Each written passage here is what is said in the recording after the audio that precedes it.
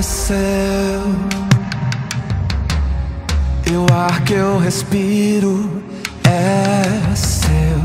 Sopro de vida dado sem eu merecer, sem merecer.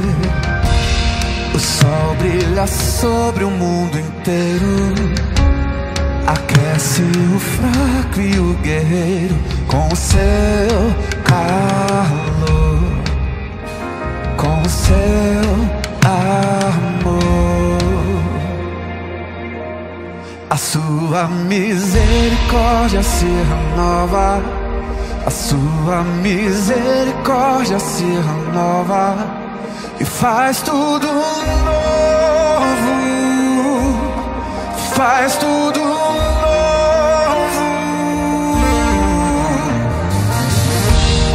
O sol brilha sobre o mundo inteiro, aquece o fraco e o guerreiro com o seu calor, com o seu grandioso amor.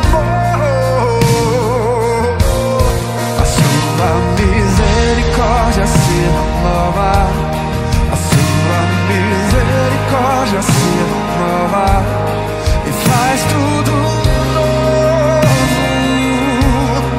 faz tudo novo. A sua misericórdia se renova, a sua misericórdia se renova e faz tudo novo, faz tudo novo. Nova vida, nova sorte, o seu sangue me justificou. Já não sou quem eu era, Deus faz tudo novo, novo.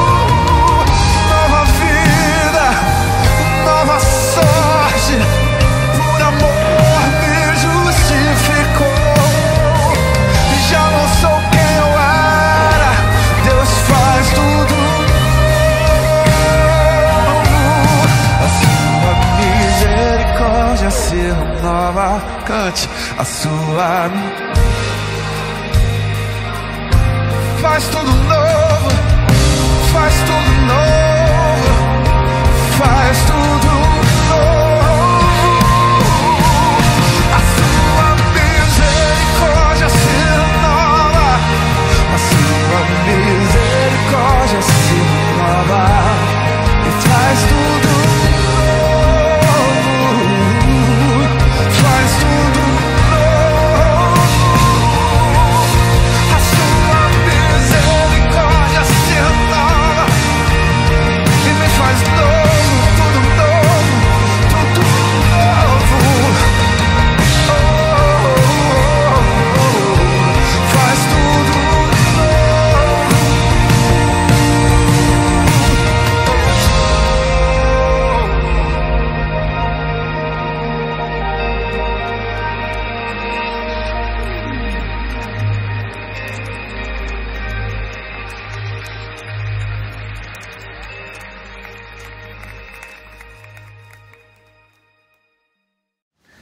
Boa tarde, queridos, queridas. Estamos juntos novamente para esse culto de adoração e louvor ao nosso Deus. Pedimos que Ele nos abençoe, que seja um momento de adoração, de coração, onde nós vamos colocar para o Senhor nosso Deus esse nosso momento de encontro e de consagração a Ele de nossas vidas. Ainda estamos nesse formato de quarentena, por causa da pandemia. Nós temos que continuar assim enquanto acharmos que é prudente, que isso é melhor para a saúde de todos nós, para a vida de todos nós. Mas mesmo assim nós sabemos que Deus continua nos abençoando. Estamos com toda a alegria do mundo em estarmos reunidos. Então convidamos vocês para que juntos prestemos esse culto de adoração ao nosso Senhor, louvando e glorificando o nome dele. Vamos iniciar com a leitura do Salmo 32, que diz assim: Feliz aquele cujas maldades Deus perdoa e cujos pecados Ele apaga. Feliz aquele que o Senhor Deus não acusa de fazer coisas más e que não age com falsidade. Enquanto não confessei o meu pecado, eu me cansava chorando o dia inteiro.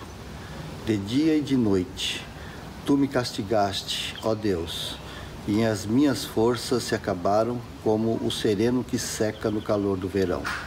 Então eu te confessei o meu pecado e não escondi a minha maldade. Resolvi confessar tudo a Ti e Tu perdoaste os meus pecados. Por isso, nos momentos de angústia, todos os que são fiéis a Ti devem orar. Assim, quando as grandes ondas de sofrimento vierem, não chegarão até eles. Tu és o meu esconderijo, Tu me livras da aflição. Eu canto bem alto a Tua salvação, pois tens me protegido. O Senhor Deus me disse: eu lhe ensinarei o caminho por onde deve ir. Eu vou guiá-lo e orientá-lo. Não seja uma pessoa sem juízo, como o cavalo ou a mula, que precisam ser guiados com cabresto e rédeas para que obedeçam. Os maus sofrem muito, mas os que confiam em Deus, o Senhor, são protegidos pelo seu amor. Todos vocês que são corretos, alegrem-se e fiquem contentes por causa daquilo que o Senhor tem feito. Cantem de alegria todos vocês que são obedientes a Ele. Palavra de Salmos 32, nos convidando aqui ao arrependimento e à confissão de pecados. Só assim podemos ficar bem na presença de Deus. Então convido todos para que sejamos orando nesse instante. Pai Santo, nós nos alegramos com esta oportunidade de louvar e cultuar o Teu nome, Deus. Que o Senhor abençoe este momento e que possamos estar na Tua presença de corações puros, retos e limpos, porque nós pedimos que o Senhor perdoe os nossos pecados no nome santo do Senhor Jesus Cristo, aquele que veio ao mundo para nos redimir e salvar, ó Pai. Por isso que o Senhor aceite esse momento do Teu povo reunido para glorificar o Teu nome e que esse momento de reunião, de culto ao Teu santo nome, Deus, seja verdadeiramente abençoado. Que o Senhor tenha misericórdia do Teu povo, nos oriente, nos conduza, nos dê sabedoria nesses momentos tão diferentes que vivemos, nesses problemas de saúde. Que o Senhor tenha misericórdia de nós, que o Senhor nos conduza e nos abençoe em toda e qualquer situação, Pai Santo. Abençoe esse culto, abençoe a palavra que vai ser pregada, que a Sua palavra enriqueça e edifique as nossas vidas. Tudo para a honra e glória do Teu santo nome, Senhor. Amém.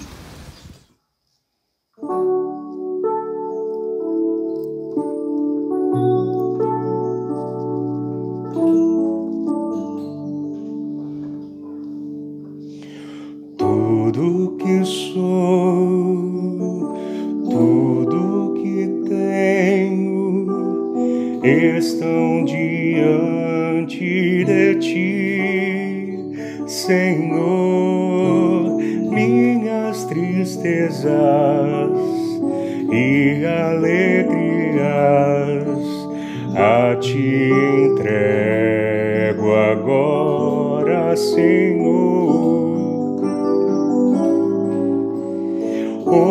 Ofereço minha vida a Ti, usa o meu viver para a Tua glória. Os meus dias são Teus, Senhor, que seja o meu louvor, sacrifício agradável. Minha vida eu Te dou, o meu passado, o meu futuro, sonhos que um dia dia se realizarão. Minha esperança e os meus planos, todo o meu ser pertence ao Senhor. Ofereço minha vida a ti, usa o meu viver para a tua glória. Os meus dias são teu, Senhor, que seja o meu louvor sacrifício agradável. Minha vida eu te dou. Ofereço minha vida a ti, usa o meu viver para a tua glória. Os meus dias são teus, Senhor, que seja o meu louvor sacrifício agradável. Minha vida eu te dou.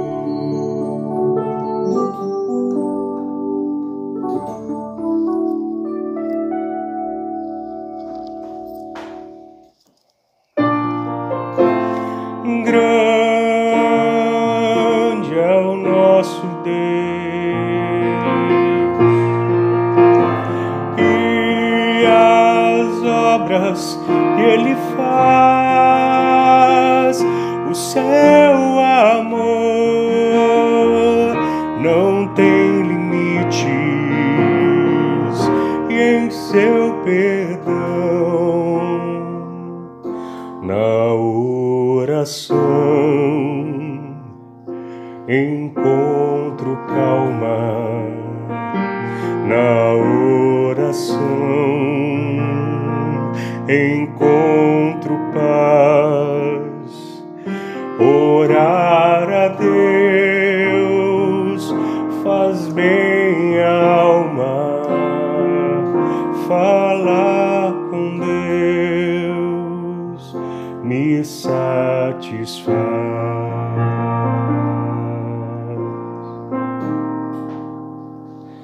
Falar com Deus, que privilégio, abrir a alma ao Criador,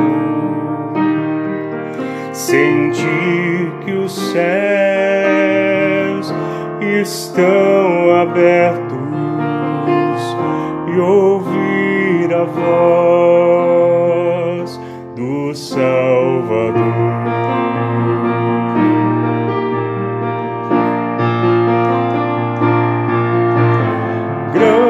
Grande é o nosso Deus, e as obras que Ele faz, o seu amor não tem limites, e em seu perdão encontro paz.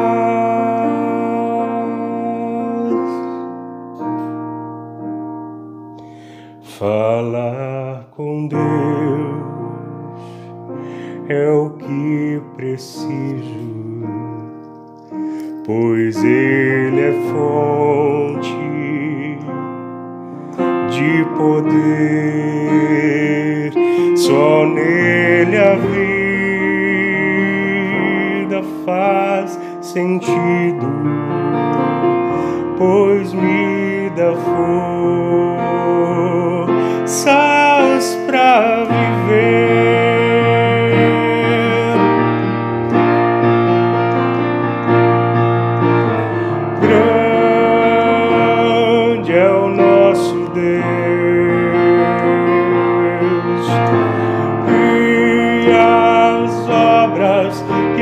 faz. O seu amor não tem limites, e em seu perdão grande é o nosso Deus. E as obras que Ele faz, o seu amor não tem limites, e em seu perdão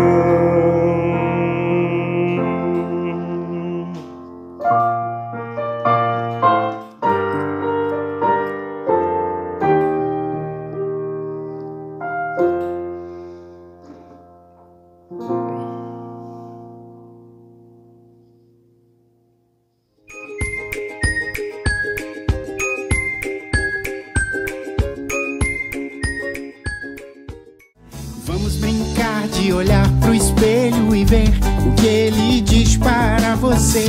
Mas esse espelho é diferente, também revela o que está dentro da gente. O que você descobriria? O que você aceitaria? O que você melhoraria? Do que você iria se orgulhar? Esse espelho tem bons conselhos, é só você prestar bem atenção, pois nele a gente vê a cara e vê melhor ainda o coração. Que cada um é do seu jeito, com qualidades e defeitos, e todos merecem respeito. O seu espelho pode te mostrar um jeito bem melhor de ver o mundo, e lá no fundo um mundo melhor.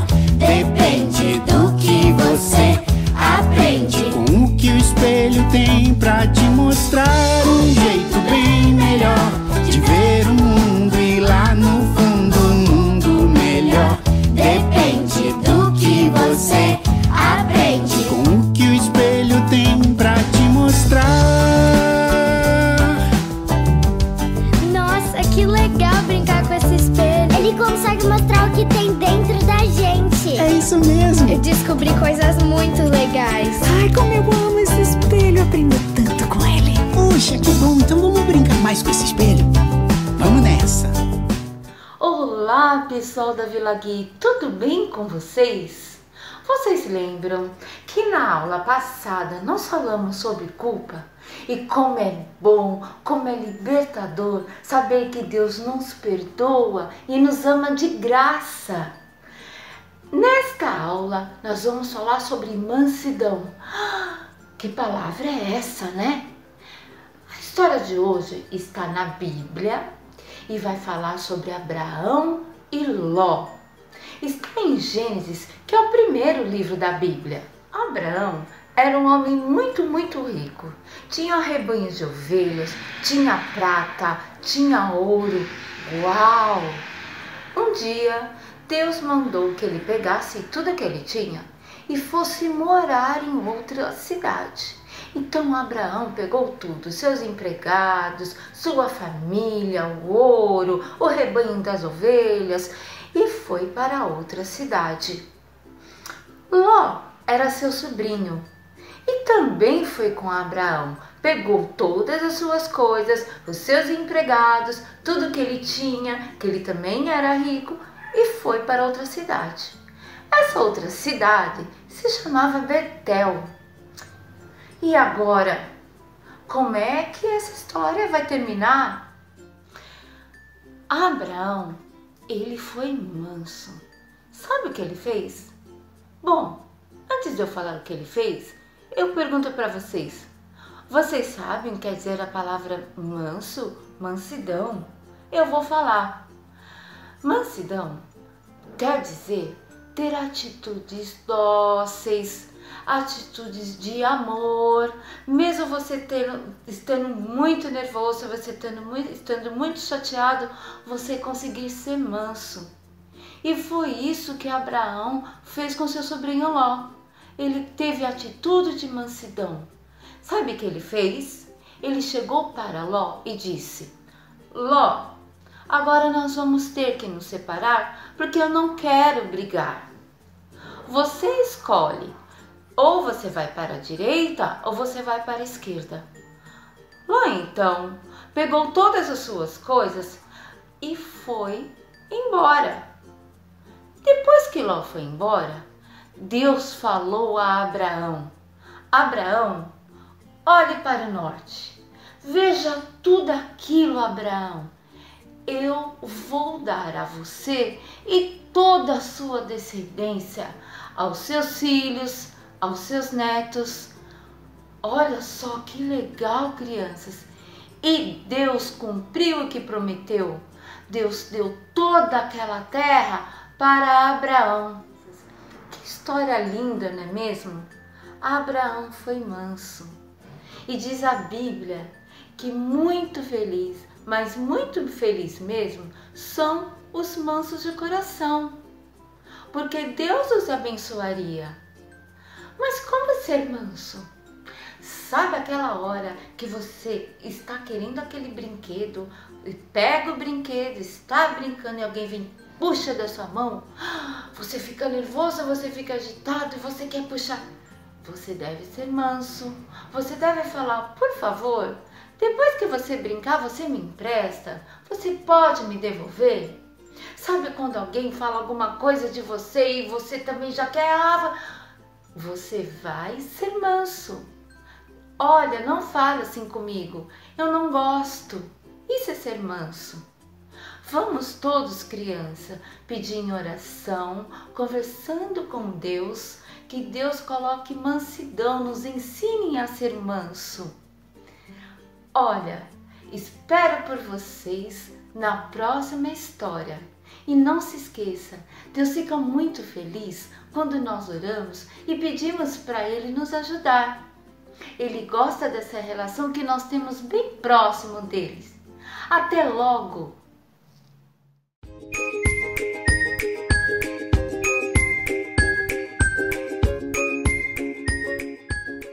Olá, crianças!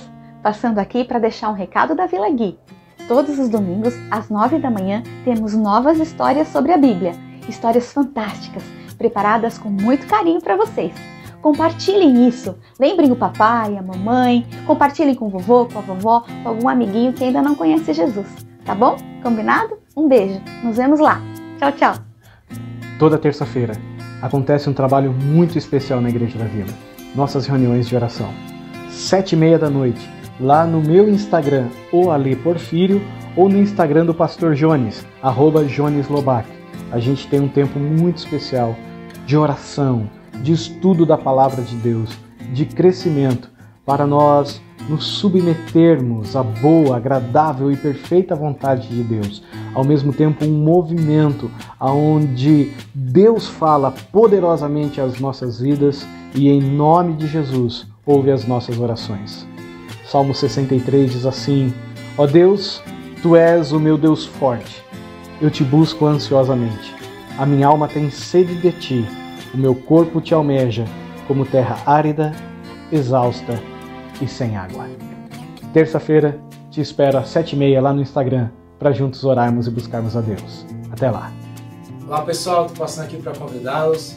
Todas as quartas-feiras nós temos um encontro para os adolescentes, pessoal da Vila Tim.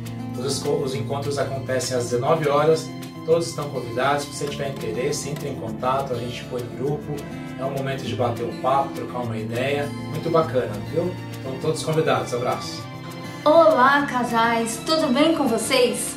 Estamos aqui para agradecer vocês pela participação de cada um na nossa última programação. Foi muito importante, foi muito legal ter vocês com a gente. Agora, para a nossa próxima programação, nós vamos precisar da participação especial de todos vocês. Como? Separando fotos de casamento, da época que vocês namoravam, de datas importantes na vida de vocês. Anota na sua agenda, a próxima programação vai ser no último sábado do mês, dia 31 de outubro, às 20 horas. Nós vamos fazer uma noite da pizza. Mas como é que vai funcionar isso?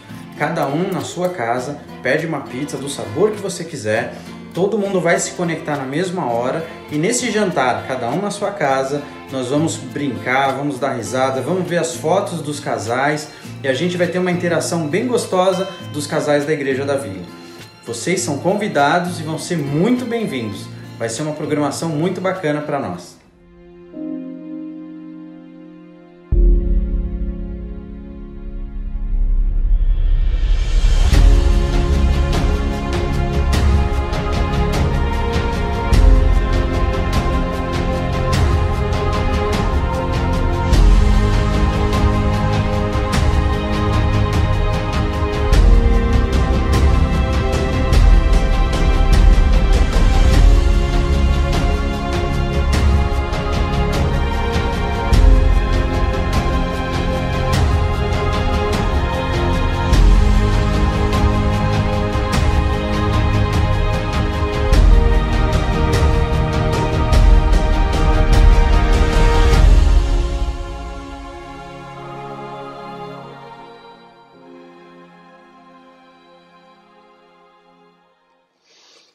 Olá meus amigos, meus irmãos, como é bom mais uma vez nós estamos reunidos aqui nesse momento tão gostoso, tão importante de adoração, de reflexão, onde nós podemos estar juntos cultuando ao Senhor Jesus. Nós, como Igreja do Senhor, nós podemos até estar cada um na sua casa, mas nós continuamos firmes no elo que nos une do Espírito Santo, cultuando o nosso Deus. E esse momento é um momento de adoração, o momento de cultuar, o momento de refletir e receber do Senhor a Tua palavra e aquilo que Ele tem para dizer aos nossos corações.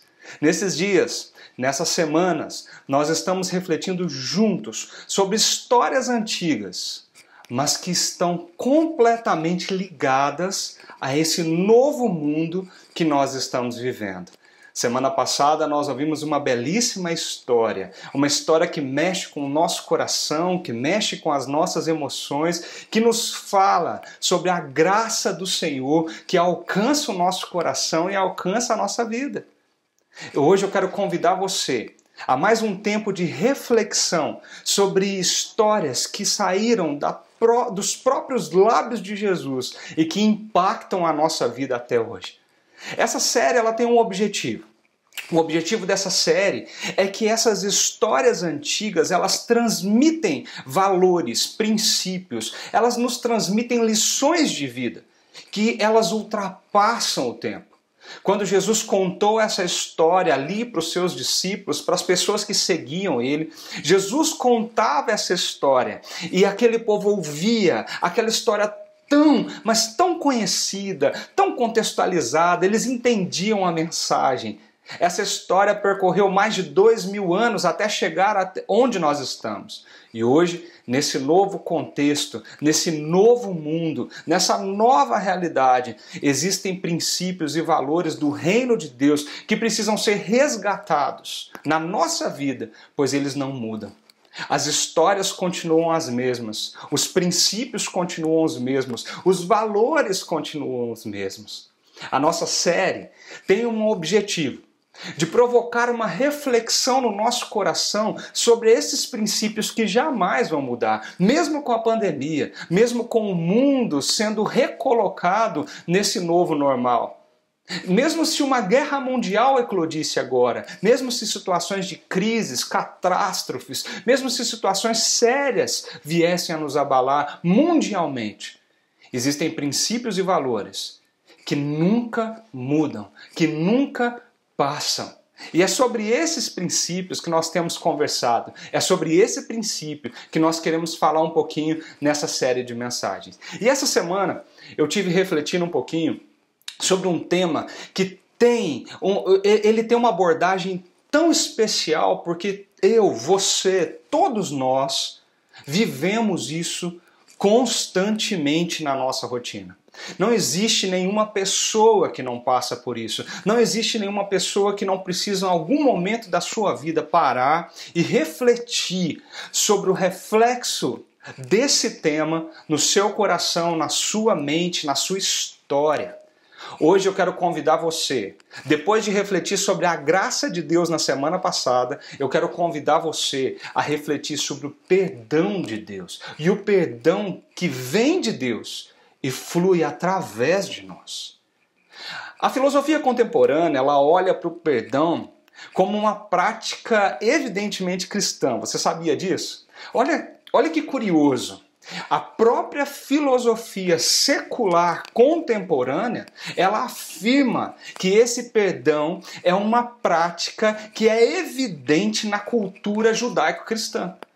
Eles olham para essa prática como algo mais evidente, mais eminente na nossa vida. Isso já me deixa empolgado com esse tema, porque nós estamos vivendo algo que a própria cultura e filosofia secular olha para nós e tem a nossa vida como exemplo na prática desse princípio, desse valor.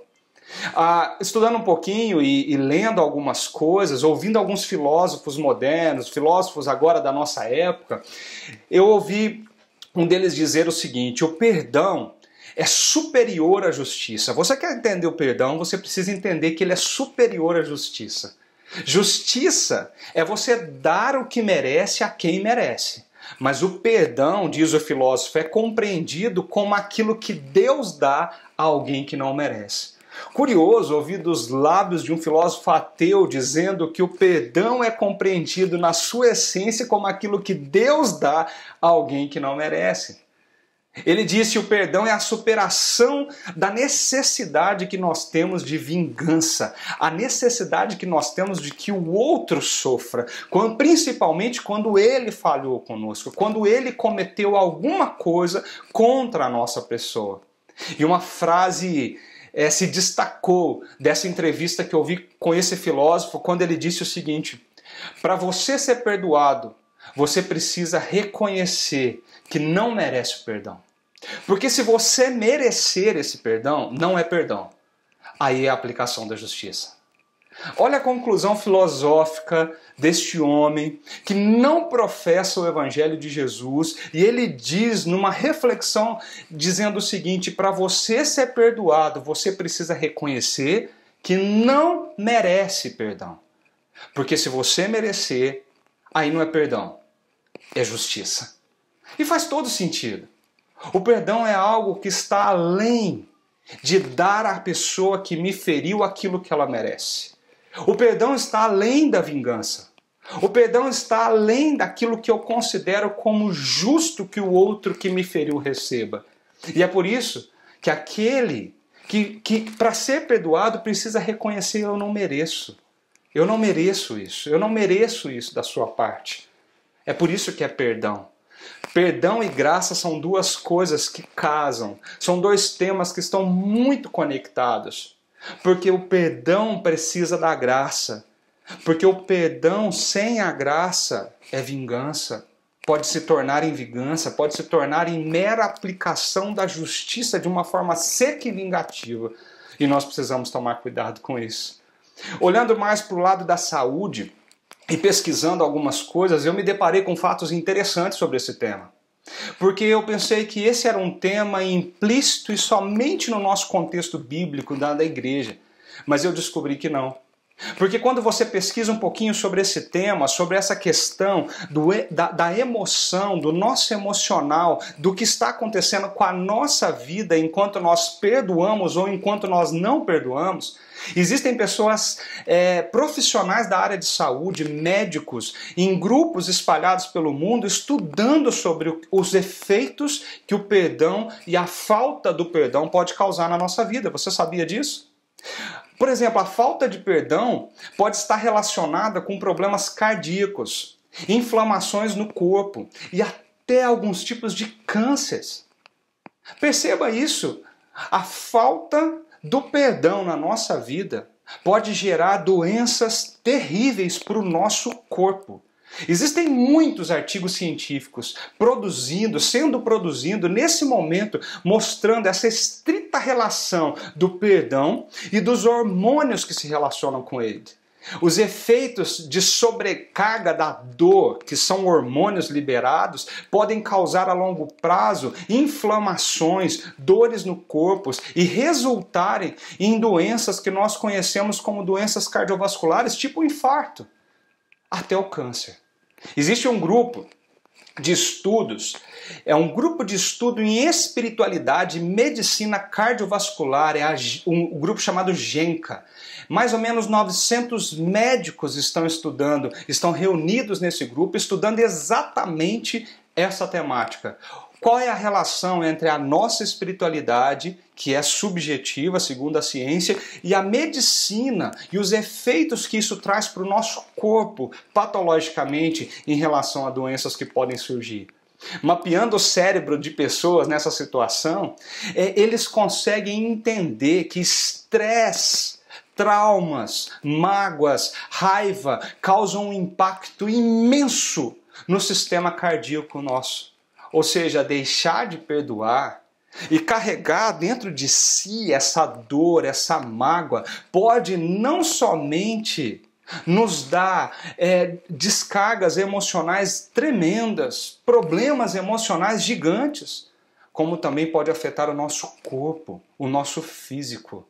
Com o passar do tempo, pessoas que guardam rancor, mágoa, se permanecerem naquilo, é como se o corpo, a longo prazo, fosse revivendo com os hormônios aquela dor incessantemente. E isso pode gerar vários processos inflamatórios, e resultando em várias doenças sérias no nosso físico.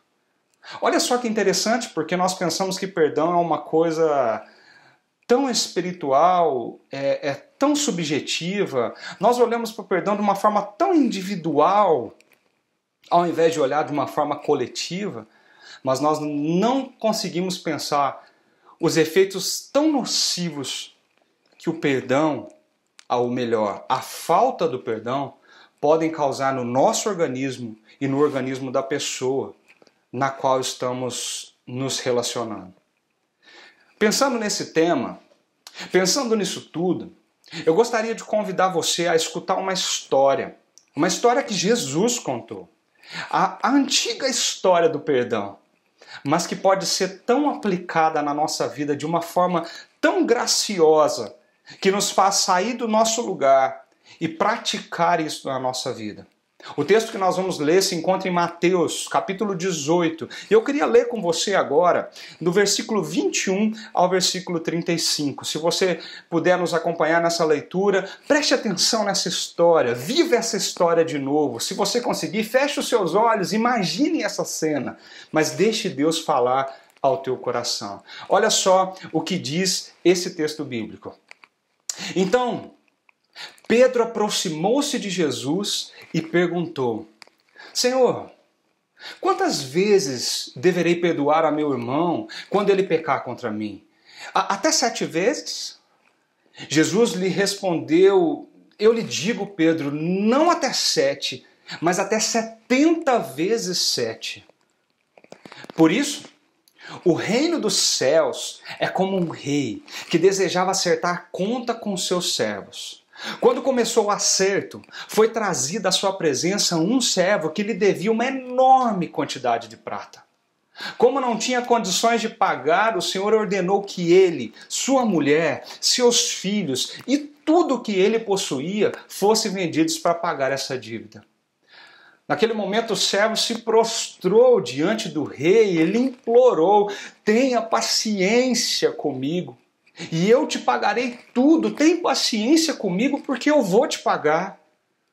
O senhor daquele servo teve compaixão dele. O Senhor cancelou a dívida e o Senhor o deixou ir. Mas quando aquele servo saiu, logo que ele saiu, ele encontrou um dos seus conservos. E esse lhe devia 100 denários, uma quantidade muito menor. Naquele mesmo momento, ele agarra o pescoço do seu conservo e começa a sufocá-lo, dizendo: paga-me agora o que você me deve. Me pague agora o que você me deve. Então o seu conservo caiu de joelhos e lhe implorou: tenha paciência comigo, porque eu vou te pagar, tenha paciência comigo, eu vou te pagar tudo. Mas ele não quis. Antes, saiu dali e mandou lançá-lo na prisão, até que pagasse a dívida. Quando os outros servos, companheiros dele, que estavam no mesmo nível dele em relação ao rei, viram o que havia acontecido, ficaram muito tristes e foram logo contar ao seu senhor tudo o que havia acontecido. Então, o senhor chamou o servo e disse: servo mau, cancelei toda a sua dívida porque você me implorou. Você não devia ter tido misericórdia do seu conservo como eu tive de você? Irado, o seu senhor entregou-os aos torturadores até que pagasse tudo o que devia. Assim também lhes fará meu Pai Celeste, se cada um de vocês não perdoar de coração ao seu irmão. Meus amigos, essa história é uma história forte. Essa história é uma história contundente, é uma história que mexe com a gente. Parece que está muito longe da nossa realidade, mas se você já assistiu alguma série na televisão, se você já acompanhou algum filme da era medieval, essa relação entre rei e aqueles servos do rei que ajudavam o rei a coletar os impostos reais, e sobre eles existiam conservos que trabalhavam na lavoura, que trabalhavam no campo. Você sabe do que Jesus está falando. Para nós, a sociedade capitalista, no mundo ocidental, nós não temos tanta noção do que significa isso, mas naquela época, os ouvintes dessa história sabiam muito bem do que se tratava isso. Mas não é difícil imaginar essa cena e entender a grande lição que Jesus está trazendo para eles naquele momento, mas que também traz para nós hoje nas nossas vidas. Para começar, a gente precisa entender que essa história ela está dentro de um capítulo e ela existe um contexto por trás. Se você ir na tua Bíblia, no primeiro versículo de Mateus capítulo 18, que é o capítulo que nós estamos lendo, você vai ver que esse primeiro versículo aborda uma pergunta. Um dos discípulos de Jesus olha para ele e diz assim: mestre, quem é o maior no reino dos céus? Senhor, quem é maior? Quem é mais importante? Quem tem mais relevância no reino dos céus? Quem é essa pessoa? Como ela é? Parece que existia uma motivação no coração deles de querer entender quem eram essas pessoas, para que eles se tornassem os maiores, os melhores. Mas quando Jesus ouve aquela pergunta, Jesus faz um movimento inusitado na frente daqueles discípulos e ele senta em um lugar e chama uma criança que estava entre eles e coloca essa criança no seu colo. E agora, com a criança no seu colo, ele olha para os seus discípulos e fala assim: olha aqui, gente, se vocês não se converterem e tornarem-se como essa criança, vocês jamais vão entrar no reino dos céus. Olha a resposta de Jesus. Se vocês não mudarem a sua atitude, se converterem, se vocês não mudarem o seu coração e fizer o seu coração entender que ele precisa se tornar como uma criança, vocês não vão entrar no reino dos céus. Mas por que uma criança? E ele fala no versículo 4, quem se faz humilde como essa criança, este é o maior no reino dos céus. A humildade da criança foi ressaltada. Jesus olha para aquela criança e ele destaca uma característica dela que eu e você nós conhecemos muito bem. Para quem convive com criança sabe o quanto criança é humilde. O quanto criança ela não guarda certos sentimentos no seu coração e nem alimenta no seu coração coisas que atrapalham os relacionamentos no seu dia a dia. Você, como eu, sabe que uma criança esquece rápido. Você, como eu, sabe que uma criança não olha para o outro com distinções. A essência da criança olha para outra criança como igual. Essa é a humildade da criança que Jesus está nos mostrando. Depois o capítulo se desenrola e Jesus toma cuidado.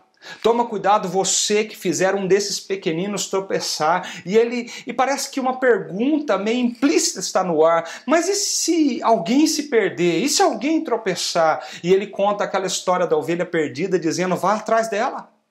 Se alguém tropeçar, vá atrás dela. E parece que um silêncio para no meio dos discípulos. Mas parece que uma outra pergunta implícita surge ali. Ok, uma criança tem que ser humilde, isso é ser maior no reino do céu, mas e se alguém me ofender? Como eu considero uma pessoa igual a mim se essa pessoa me ofende, se ela peca contra mim, se ela trai a vontade de Deus a meu respeito? E Jesus responde isso de uma forma tão bonita, que nos ensina uma lição que ultrapassa os 2000 anos e chega até o nosso coração hoje, que é a lição do perdão. Meu amigo, eu tenho certeza que na sua vida você já viveu. Minha amiga, eu tenho certeza que você já vivenciou isso. Na sua vida, nas nossas vidas, alguma situação difícil de suportar, alguma situação que o coração se enche de mágoa, se enche de rancor, que o nosso coração se azeda, porque alguém fez algo contra mim. E nós nos sentimos lesados, nós nos sentimos feridos, nós nos sentimos machucados.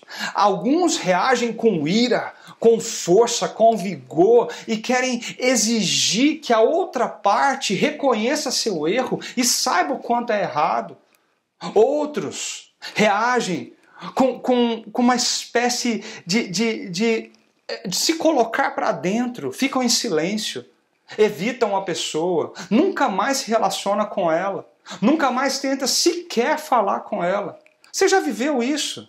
Eu imagino que você já tenha vivido isso na sua família, no seu contexto de trabalho, que você tenha vivido isso nos seus relacionamentos de amizade.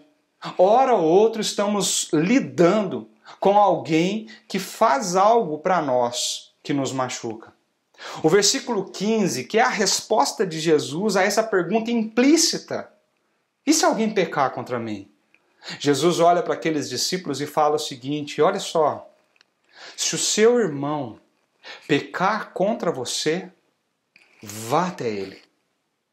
Percebe?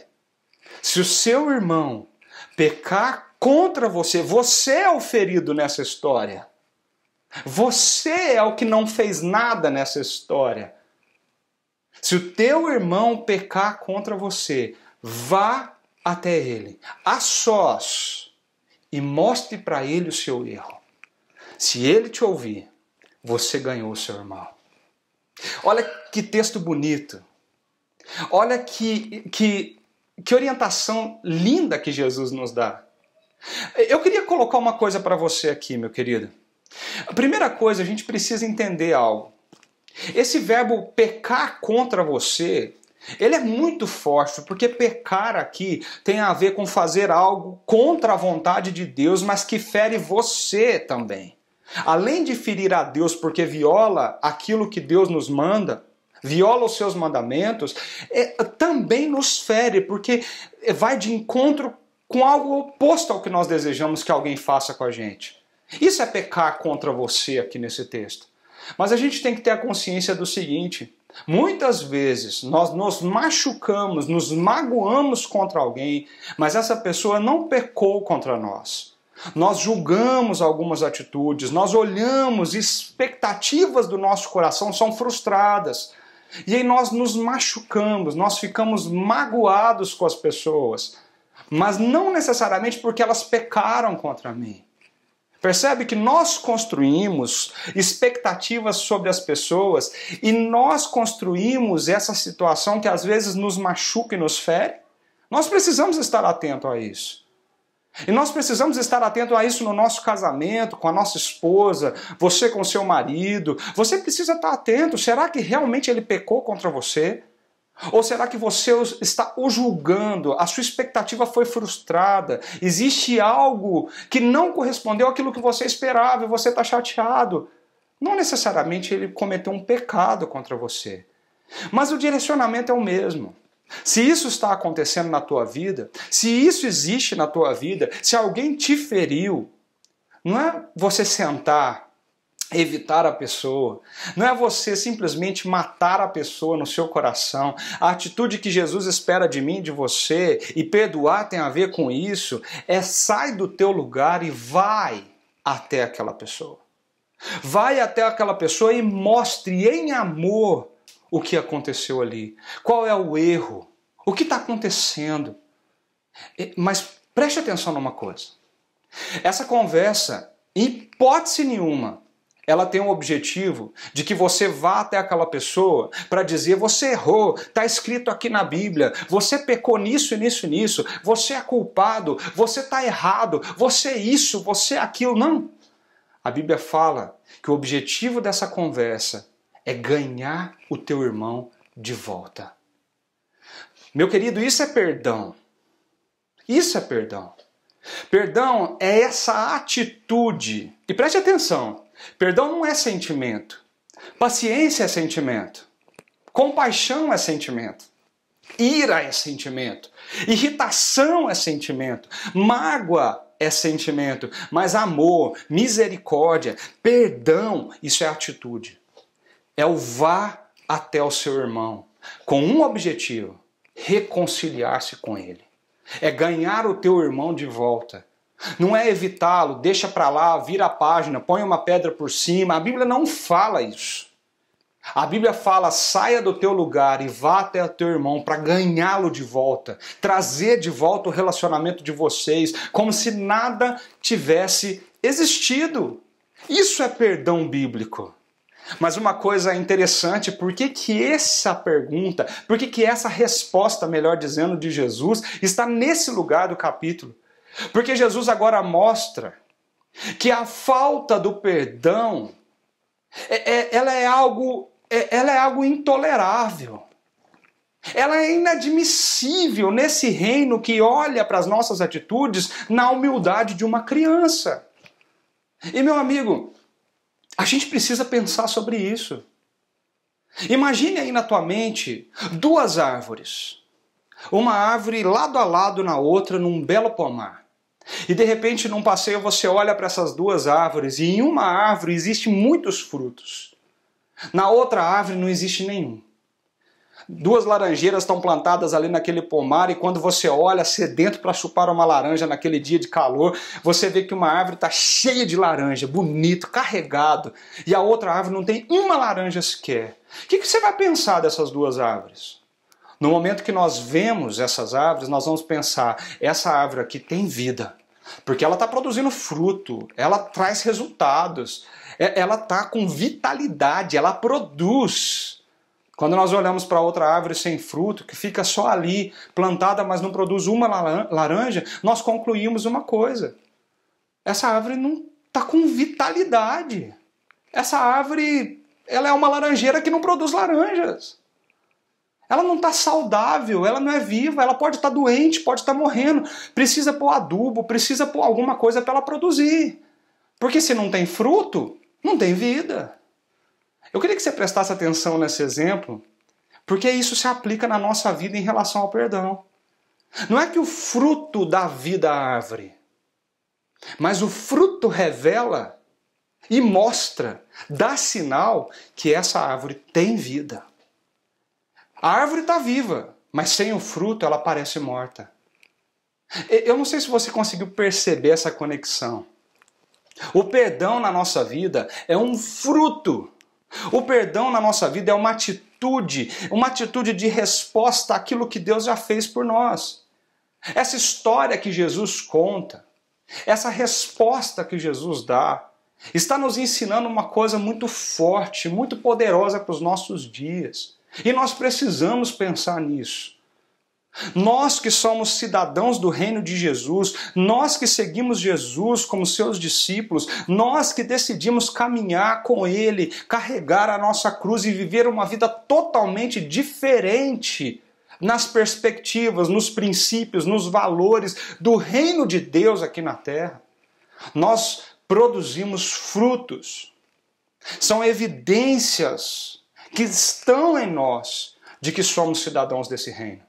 E uma desses maiores frutos que produzimos, uma das maiores evidências que nós temos na nossa vida de que nós somos cidadãos do reino de Deus, é o perdão, que flui de nós pela graça de Jesus. Assim como nós recebemos perdão, nós perdoamos. Assim como nós somos amados, nós amamos. Assim como nós recebemos graça e misericórdia, nós agimos com graça e misericórdia para com as pessoas. Isso é seguir a Jesus. Isso é entender os princípios do seu reino. Essa história começa com uma frase muito forte. Jesus diz assim: o reino de Deus é como, e conta a história. Por que ele fala isso? Porque tudo que vem depois dessa frase nos mostra algo que deve estar na nossa vida. Essa história, ela nos mostra um padrão. Existe um padrão descrito aqui, um padrão que nos classifica, que nos identifica como discípulos de Jesus. É esse padrão que Deus espera de mim e de você. É essa vida que Deus espera de nós. Essa história tem um objetivo. Jesus conta essa história para responder uma pergunta: quem é maior no reino dos céus? E Jesus conta essa história para explicar o que é ser maior no reino dos céus. Você quer ser maior no reino dos céus? Então você precisa ser humilde como uma criança. Mas você também precisa aprender a domar o seu coração, porque muitas coisas vão acontecer na sua vida. Essa dinâmica do reino é totalmente contracultural à dinâmica do nosso mundo atual. Essa parábola, ela faz parte do quarto discurso de Jesus em Mateus. E esse discurso específico, ele está falando para a gente sobre a vida de um discípulo dele, na autoridade, na dinâmica do reino de Jesus. É uma vida diferente. Se nós entendemos a graça de Deus, se nós entendemos essa graça que nos alcançou, essa história vem nos lembrar da grande responsabilidade que está em nós a partir dessa graça que nós recebemos. Eu queria destacar algumas coisas aqui e queria concluir com algumas lições bem práticas para a nossa vida. Primeiro, quando aquele servo é abordado pelo rei, para mostrar essa grande lição, esse servo diz assim: tem paciência comigo. Tenha paciência. Paciência quer dizer que ele está pedindo tempo. Me dá mais tempo, eu vou te pagar, eu consigo juntar esse dinheiro. Me dá mais tempo porque eu vou resolver isso. Querido, minha querida, tem vezes que nós achamos que o tempo resolve todas as coisas. E quando nós estamos falando de perdão, muitas vezes nós achamos que o tempo é capaz de resolver todas as coisas. Nós falamos assim: deixa pra lá, fica no seu canto, eu fico no meu, vamos deixar as coisas como estão, você fica na sua casa, eu fico na minha, vamos acabar com o nosso relacionamento. Por quê? Porque o tempo vai diluir isso no nosso coração, o tempo vai resolver tudo isso. Você já não pensou isso alguma vez? Será que você já não teve essa sensação de que o tempo ia dar um jeito em todas as coisas na sua vida? Então é só dar tempo ao tempo que tudo vai se resolver. A nossa cultura diz isso. Dê tempo ao tempo e tudo vai se resolver. Mas não era uma questão de ter paciência de tempo. Porque quando você olha essa história, Jesus foi muito certeiro em nos mostrar que a chave da compreensão dessa lição aqui é o tamanho da dívida que esse servo tinha.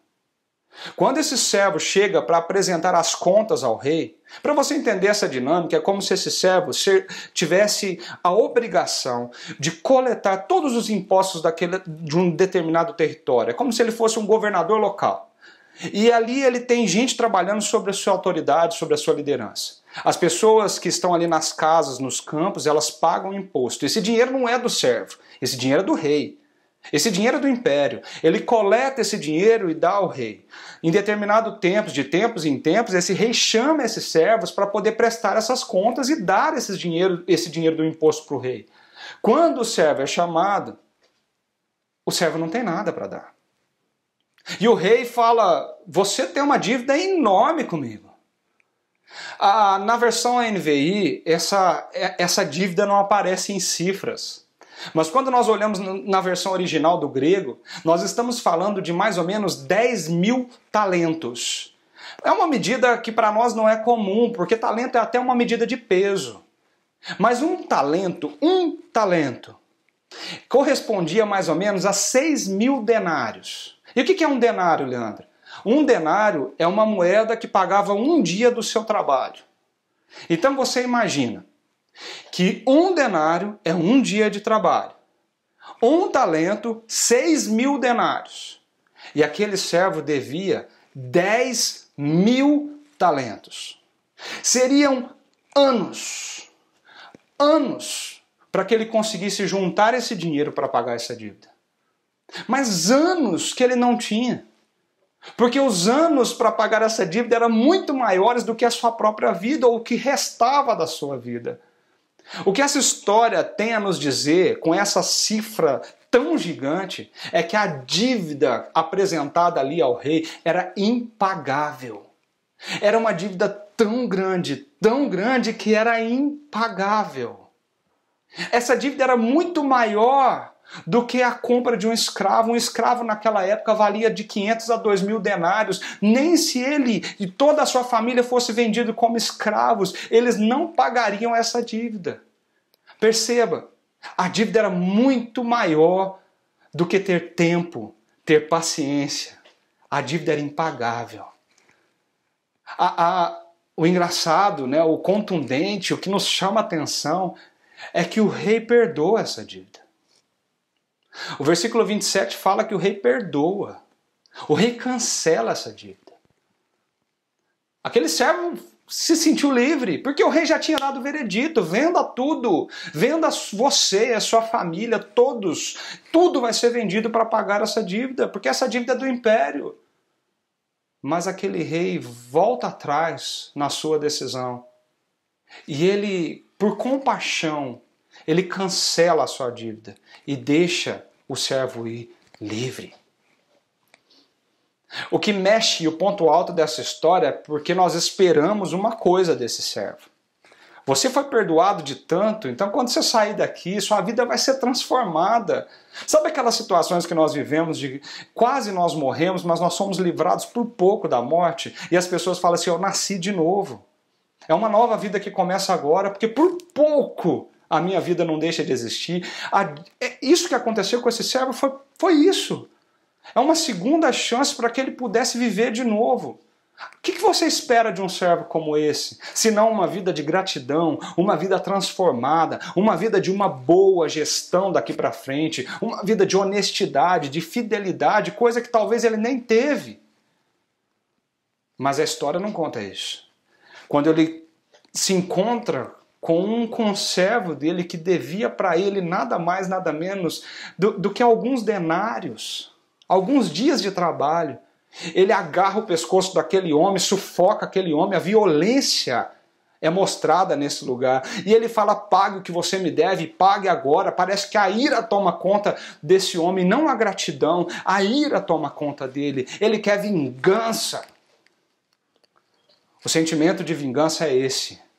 Quando alguém fere o nosso coração, quando alguém nos fere, o sentimento de vingança é esse sentimento de inconformidade, esse sentimento que eu fui injustiçado, e esse sentimento que toma conta da minha vida, que toma conta do meu emocional, esse sentimento que diz, ele tem que pagar tudo o que ele fez.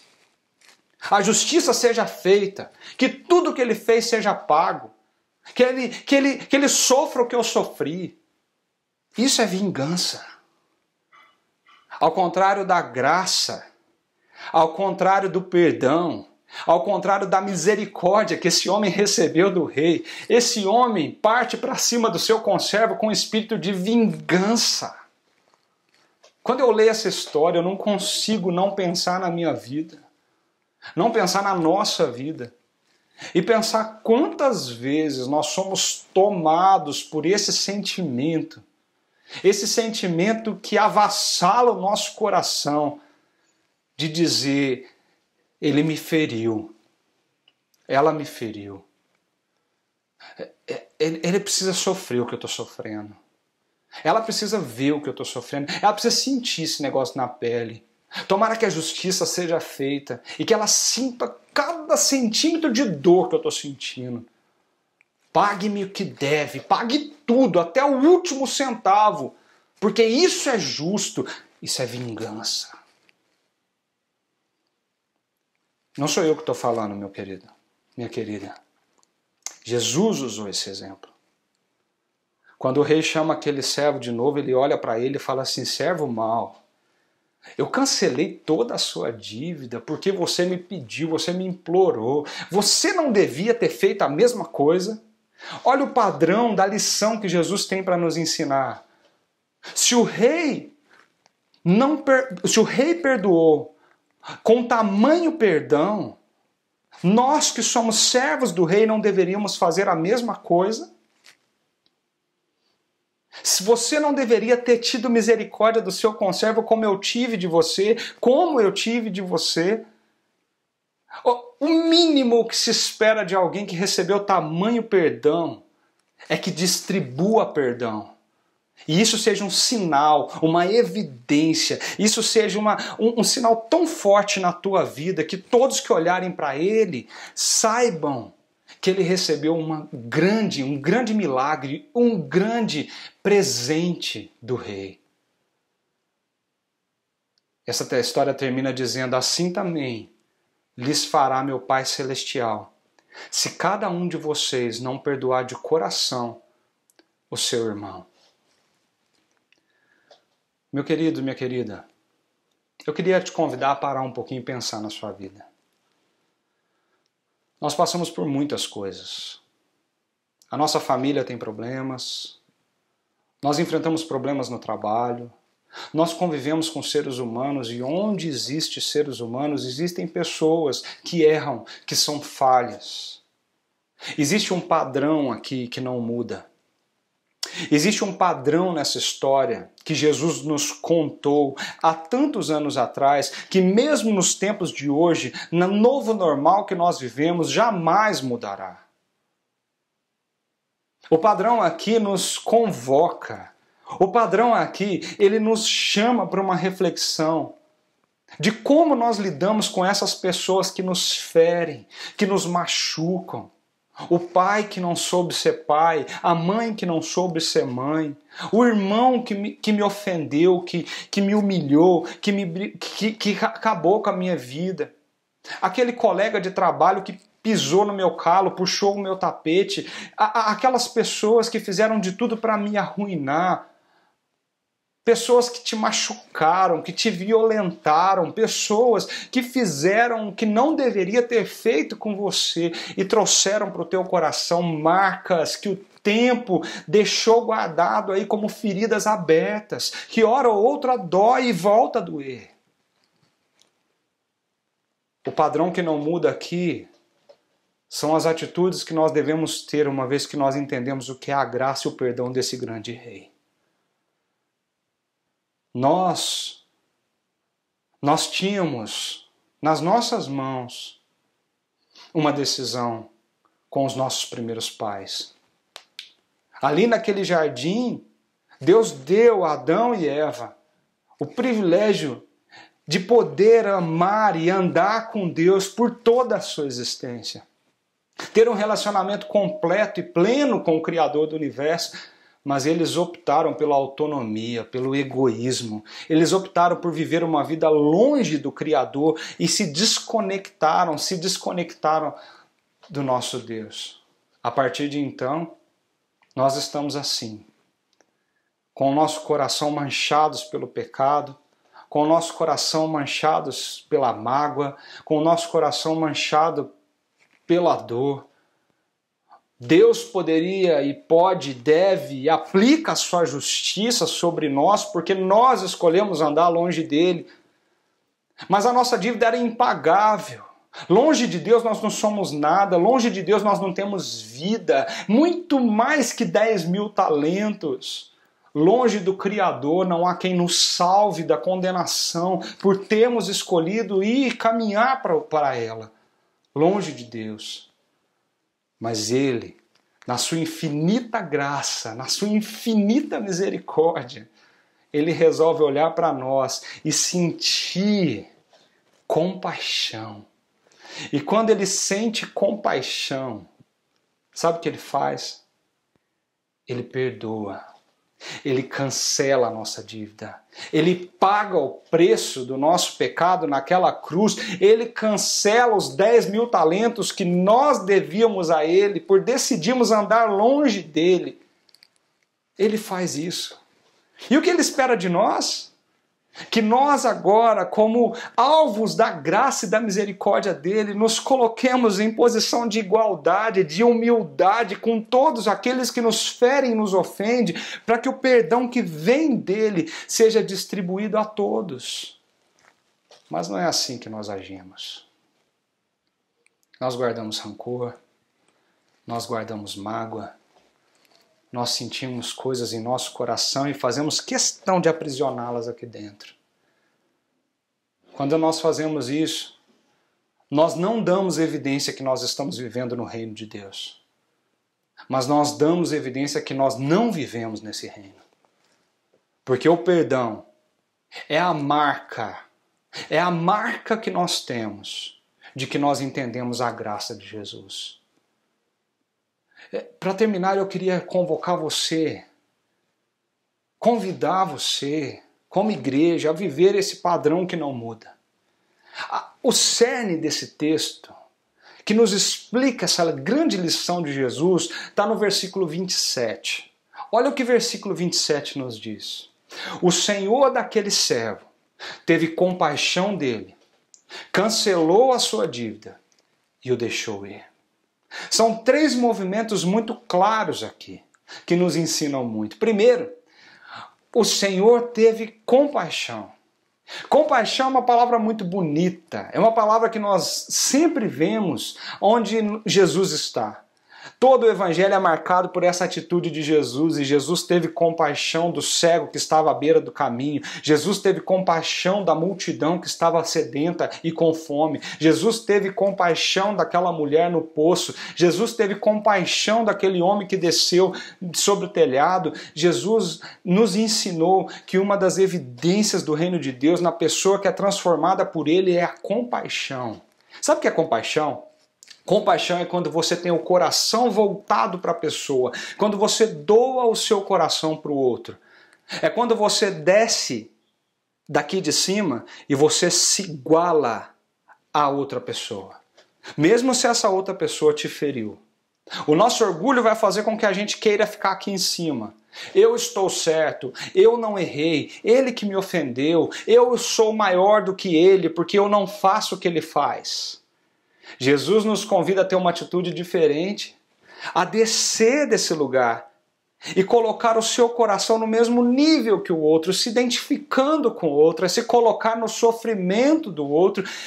É você parar um pouco e fazer um exercício dentro de si e perceber que no mesmo contexto, nas mesmas condições, na mesma situação do outro, você faria as mesmas coisas ou coisas piores. Nós estamos sujeitos a isso. Nós não estamos vacinados e imunes a esses pecados. Nós não somos capazes de bater a mão no peito e dizer, eu não faço isso, eu jamais faria isso. Nós, quando fazemos isso, nós estamos equivocados nos nossos sentimentos, porque como seres humanos, nós podemos errar com qualquer um, a qualquer momento. E não se assuste das formas mais monstruosas que nós somos capazes de errar com as pessoas. Quando o nosso ego é ferido, quando o nosso egoísmo é ferido. Jesus está convidando a mim e a você a se colocar no mesmo nível. Lembra da criança? A se colocar na mesma atitude, se colocar no mesmo sentimento. É quando você briga com alguém, você discute com alguém, quando você fere alguém ou você é ferido por alguém, ao invés de você ficar olhando para o seu coração, se justificando, com compaixão. É engraçado, né? Quando essas coisas acontecem, nós olhamos para nós mesmos, quando nós erramos, nós olhamos com compaixão. A gente começa a pensar na nossa cabeça assim, não, mas eu fiz isso, porque aquilo outro. Eu fiz isso porque tinha um contexto por trás. Não é simples assim. Quando nós erramos, nós olhamos para nós mesmos com compaixão. Mas quando o outro erra com a gente, nós criamos uma espécie de caricatura dele. A gente só enxerga o errado. A gente só enxerga o erro dele. Quando alguém mente para mim, eu já começo a dizer ele é um mentiroso. Mesmo que seja uma vez só, ele é um mentiroso. Tá vendo a caricatura? Você me prejudicou na empresa, você é um traidor, você é um desleal. Você gritou comigo, você é um grosso, mau caráter, violento. Você não cumpriu a sua palavra, você é um hipócrita. Nós criamos a caricatura e fica nessa caricatura, em evidência, somente aquilo. Nós esquecemos tudo de bom que aquela pessoa tem. Nós esquecemos do que Jesus pode fazer através daquela pessoa, do que Jesus pode fazer para transformar aquela pessoa. Nós esquecemos de tudo e nós só enxergamos o que essa pessoa fez contra mim. Isso é ser egoísta. Isso não é ter compaixão. Isso não é ser justo. Isso não é o que Deus espera de nós. Perdão é quando você consegue colocar o teu coração no mesmo nível daquela pessoa e entender que nós erramos tanto quanto eles. É entender que nós estamos suscetíveis aos mesmos erros, nós estamos suscetíveis às mesmas coisas. Em um de seus ensaios sobre perdão, Miroslav Volf diz o seguinte, olha que bonita essa frase dele: o perdão fracassa porque eu excluo o inimigo da comunidade de humanos, mesmo quando eu me excluo da comunidade de pecadores. O perdão fracassa porque eu excluo aquela pessoa que me ofendeu da comunidade de gente que é falha, de gente que comete erro. E eu me excluo do meio desses que podem pecar também. Ter compaixão é olhar para o que o teu irmão fez contra você e fazer um exercício aqui dentro de descer desse degrau e se considerar maior, melhor, superior. Essa era a grande discussão dos discípulos ali. E olhar para ele e dizer: eu sou tão humano quanto você. Você pisou na bola comigo, mas poderia ter sido eu. Você errou comigo, mas poderia ter sido eu. É por isso que Jesus fala: vai até o teu irmão, olha nos olhos dele, conversa com ele sozinho e mostra-lhe o teu erro, mas a verdade em amor. Porque o teu objetivo não é condená-lo, o teu objetivo é ganhar de volta. O teu objetivo é fazer seu casamento ser restaurado. O teu objetivo é fazer a sua amizade voltar ao normal. O teu objetivo é trazer de novo aquele convívio gostoso da família. O teu objetivo não é dizer: ok, pode deixar tudo resolvido, vamos pôr uma pedra em cima disso e cada um segue a sua vida, você num canto e eu no outro. Isso não é o objetivo da nossa conversa. O perdão tem a ver com reconciliar, com trazer de volta. Lembra da ovelha que se perdeu? Traz de volta, traz para o convívio, traz para onde ela deveria estar. Isso é perdão. Nós somos tomados por uma cultura que diz que perdão é algo que a gente... ah, tá bom, eu perdoei, mas eu não quero conviver com essa pessoa. Ah, tá bom, eu perdoei, mas eu não quero nada com ele. Ah, tá bom, eu perdoei, mas longe de mim poder passar perto da casa dele. Isso não é perdão, meu querido. Você ainda está machucado, você ainda está magoado com essa pessoa. Aquele que perdoa paga o custo, paga o preço, paga a dívida. O rei pagou a dívida daquele servo. Se você perdoar, você sofre no lugar dessa pessoa. Você assume o risco. A segunda coisa que esse versículo 27 nos ensina sobre a atitude do rei é que ele teve compaixão desse servo e ele cancela a dívida. Ele cancela a dívida. O rei paga a dívida. Não é uma questão de cobrar a dívida, não é uma questão de pague-me o que você me deve, agora você vai sofrer, agora você vai pagar. Isso é vingança. Perdão tem a ver com você deixar os custos daquilo vir sobre você. Olha como isso é difícil. Olha como isso é pesado. Olha como isso foi sofrido, doloroso e difícil para Jesus quando ele fez isso por mim e por você. Porque ele pagou o preço dessa dívida por mim e por você. Imagina uma cena. Você recebe alguém na sua casa. Já deve ter acontecido isso com você. De repente, essa pessoa chega e senta numa cadeira e essa cadeira se quebra. A maioria das pessoas, quando isso acontece, ficam tão sem graças. Imagina, né? Eu depois, nessa pandemia, depois de engordar um tantinho, né? Imagina sentar na casa de vocês, chegar aí para fazer uma visita, sentar numa cadeira e quebrar a cadeira. Meu Deus, eu vou ficar corado de vergonha. E a primeira atitude que a gente tem é dizer assim, nossa, pelo amor de Deus, me fala quanto que custa essa cadeira que eu vou pagar, eu vou repor essa cadeira. Eu faço isso, me fala onde você comprou, me fala quanto ela custa, porque eu feri você, eu feri a tua casa, eu te causei prejuízo. E algumas pessoas sentem essa compaixão e dizem, não, pode deixar, não precisa repor a cadeira, não precisa fazer nada. Quem pagou a conta? Não foi quem quebrou. A conta foi paga porque o dono da casa assumiu o preço do prejuízo. Ele vai ter que comprar outra cadeira, ele vai ficar sem a cadeira, eu não sei. Ele absorveu o custo.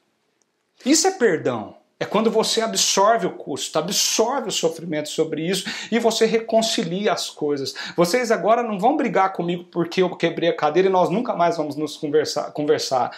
Não, você absorveu o custo e nós vamos viver a nossa vida normalmente. Alguém tem que pagar a conta. Alguém paga essa conta. E aqui é o Evangelho, aqui está o Evangelho. Porque nós fomos perdoados de uma dívida infinita. E nós devemos entender isso, que a nossa vida foi projetada para que cada momento único dela, nós entendamos que são momentos de gratidão e que nós possamos espalhar o perdão como nós fomos perdoados. O perdão na nossa vida é uma evidência de que nós compreendemos a graça, de que nós entendemos o amor, nós entendemos a cruz, nós entendemos o que Jesus fez. Quando não existe perdão na nossa vida, isso é uma evidência que nós não entendemos nada do Evangelho. Quando não existe perdão na nossa vida, a nossa árvore não produz fruto.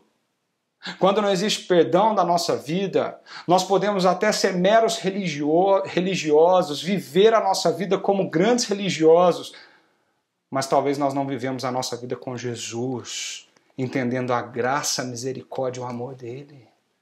Não existe melhor sinal da verdadeira condição espiritual do seu e do meu coração do que o perdão que emana de nós quando nós assumimos o risco, nós assumimos o custo e nós perdoamos as pessoas, nós temos compaixão delas como Jesus teve compaixão. Nós não consideramos que somos maiores, nós consideramos que nós somos iguais. E é por isso que nós podemos cancelar a dívida.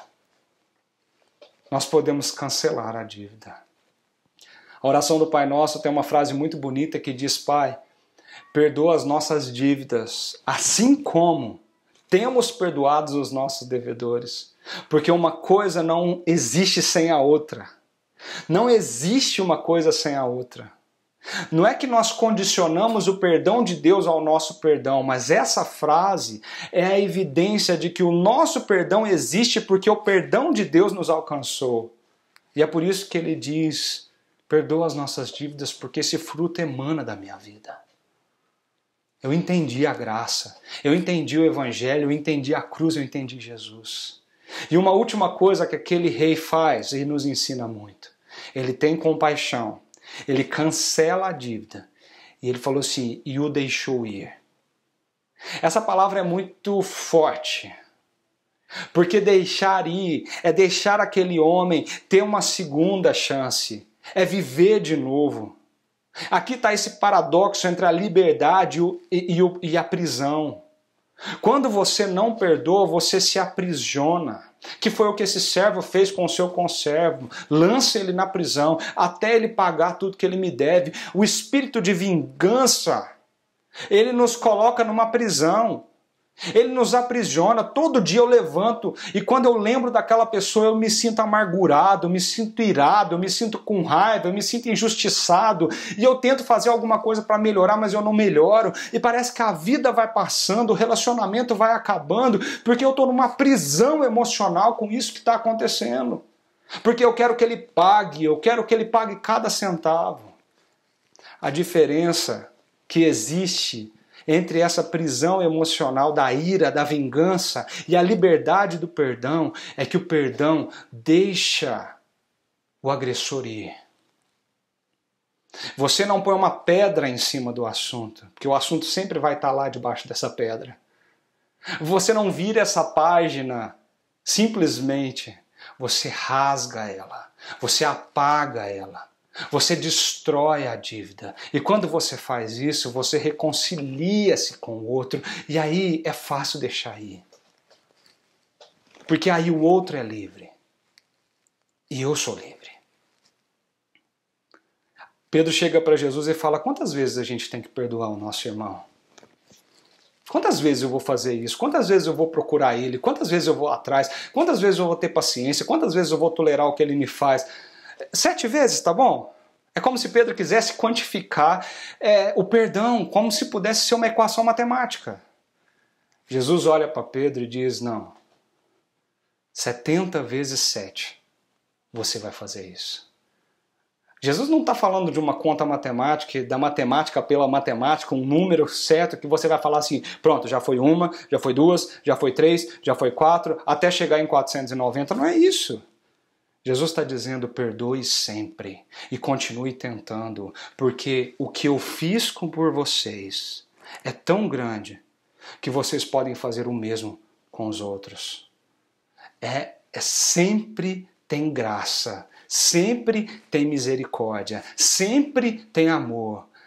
A vida com Jesus nos leva a uma vida de segundas, terceiras, quartas, quintas, sextas, inúmeras chances. Sempre há espaço para recomeçar. Sempre há espaço para reconciliar, sempre há espaço para perdão. E esse perdão é a maior evidência de que você entendeu a cruz e o Evangelho de Jesus. Que nesse domingo, que nesse dia, nós possamos refletir sobre essa história e nós possamos entender que esse padrão não muda nunca. Que nós só estamos vivendo o padrão de Deus na nossa vida. Tenha compaixão daquele que te fere. Não se ache maior que ele. Se coloque no mesmo nível. Assuma os teus erros e as suas possibilidades de erro. Cancele as dívidas que estão no teu coração. Não bote uma pedra em cima, nem vire essa página, rasgue essa dívida, rasgue essa página, cancele isso, porque senão você se coloca numa prisão e você vai se torturar para o resto da sua vida, enquanto o objetivo de Deus é a reconciliação desse relacionamento. E por fim, seja livre e deixe o outro livre. Somente conseguimos essa liberdade através e a partir do perdão. Que Deus abençoe muito, muito o teu coração e a tua vida nesse dia de hoje. Eu gostaria de convidar você nesse momento para que enquanto essa música acontece, você feche os seus olhos e tenha um tempo de oração. Que tal trazer à sua memória nesse momento aquelas feridas que estão aí dentro, aquelas pessoas que te machucaram tanto e que você talvez está sentado há anos esperando que elas venham até você pedir perdão. Hoje Deus está te desafiando, Jesus está te desafiando a levantar do seu lugar e ir até ela e dizer para ela sobre a compaixão que Ele te ensinou. Faça isso enquanto essa música toca e use esse momento como um momento de oração na tua vida.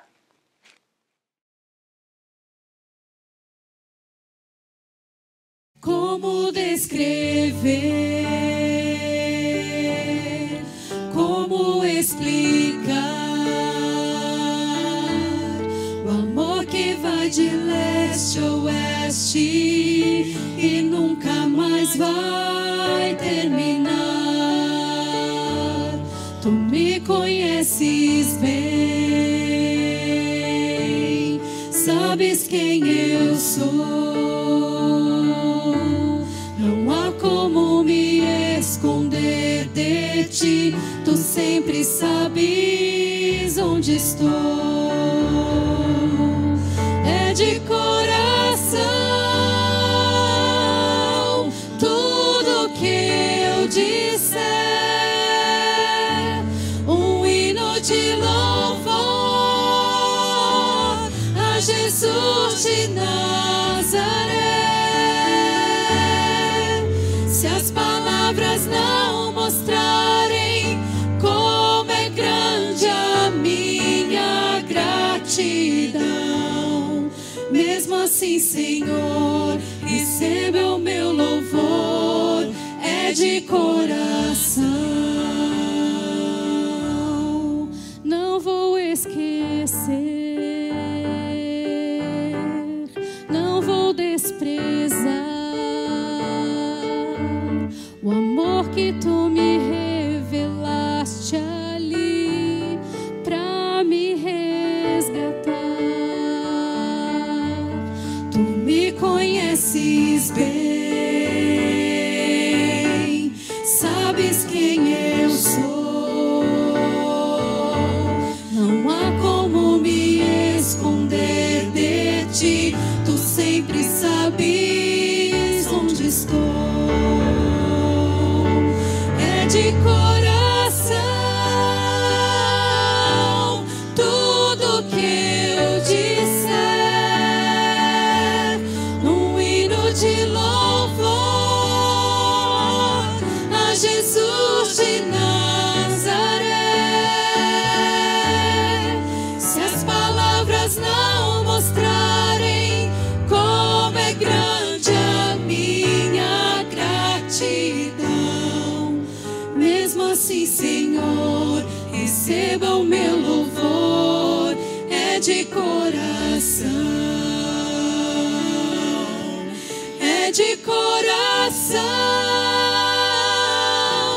tudo que eu disser, num hino de louvor a Jesus de Nazaré. Se as palavras não mostrarem como é grande a minha gratidão, mesmo assim, Senhor, receba o meu louvor, é de coração. Mesmo assim, Senhor, receba o meu louvor, é de coração.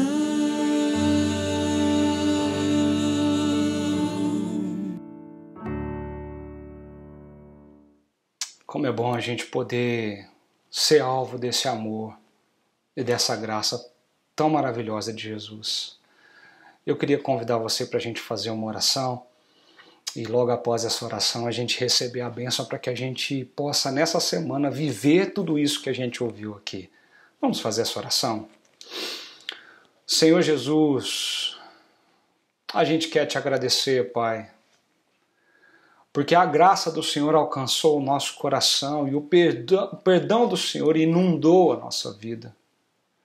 Senhor, nós temos mágoas, feridas, nós temos traumas dentro do nosso peito que às vezes são difíceis de serem superados.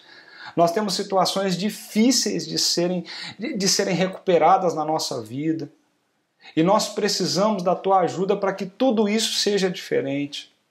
Pai, em nome de Jesus, a partir do Teu Evangelho, a partir do Teu amor, a partir da Tua cruz, nós pedimos que o Senhor aplique em nós a compaixão, o Senhor nos perdoe e que o Senhor nos ensine, Pai, a partir dessa compaixão que o Senhor tem, a que nós nos consideremos iguais e possamos, ó Pai, ter atitude de perdão para com todos aqueles que nos ferem, que nos machucam, que nos traem, que nos causam tantos danos. Tira do nosso coração qualquer sentimento de vingança. Pague-me tudo o que deve. E coloca dentro de nós o amor do Senhor. O amor que constrói. O amor que cancela a dívida. o amor que deixa a pessoa livre, o amor do teu Evangelho. Que nós possamos ser árvores frondosas e carregadas do fruto do perdão. E que todos que olhem para nós possam ver que nós entendemos o Evangelho, porque nós vivemos isso na nossa vida. Nós te pedimos isso em nome de Jesus. Amém. E nesse momento, meu querido, que a graça do nosso Senhor, o nosso Salvador, Jesus Cristo, o amor de Deus, o nosso Pai, e a força, o consolo, a presença do Espírito Santo esteja sobre a sua vida, sobre a sua família, sobre nós, hoje e sempre. Amém. Meu irmão, que você possa ter uma excelente semana, que Deus te abençoe muito. Vá e viva isso que Deus nos falou nesse domingo. Deus te abençoe.